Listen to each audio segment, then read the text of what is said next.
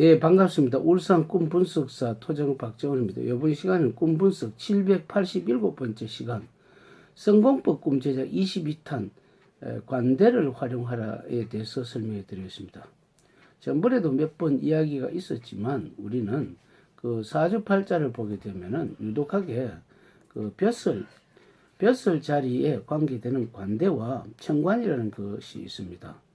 이런 분들은 주로 보면 벼슬로 출세하는 게 좋죠. 벼슬로 출세한다는 것은 이런 사람들은 만약에 관에, 정계나 관에 진출을 하게 되면 성공 확률이 높습니다. 그러면서 관대나 천관이 있는 자리에 다시 어떤 그 압록이라든지 이런 물질 비인이 다시 들어간다면은 벼슬도 하면서 재물도 많이 있는 그런 자리가 된다고 볼 수가 있죠.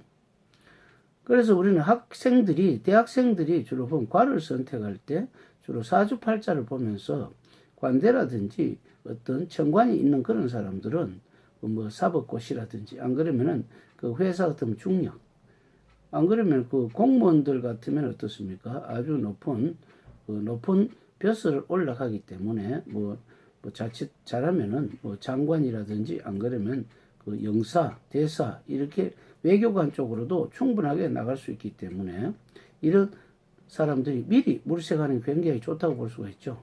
그래서 관대나 천관이나 뭐 안 그러면 이런 어떤 그 벼슬 자리가 빈약하고 안 그러면 그 자리가 없다 그런 사람들이 이것을 만약에 공부를 하고 준비를 하는 경우에는 어렵다고 볼 수가 있습니다.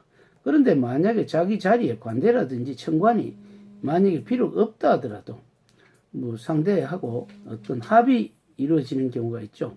그런 경우는 당겨서 그 자리를 기도를 하게 되면, 기도라는 것은 주로 어떤 기도를 해야 되느냐 하니까 우리가 그 어떤 사주팔자 기도라는 것은 정말 그 기도 자체를 위한 기도가 어렵죠. 그렇기 때문에 주로 조상을 환산해서 계산해야 됩니다.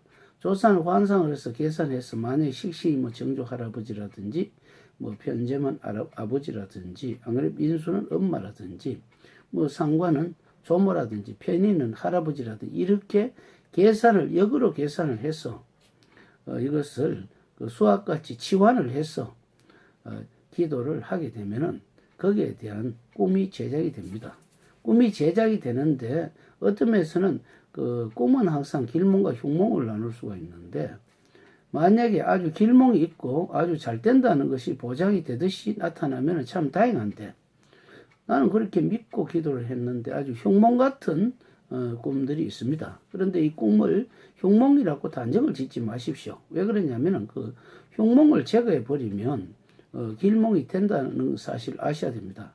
만약에 어떤 꿈속에서 동쪽을 가라 했는데 가면 절대 안 된다 하면 서쪽을 가면 되죠. 그렇기 때문에 꿈이라는 것이 되고 안 되는 것이 아니고 우리 신호등이라고 볼 수가 있죠.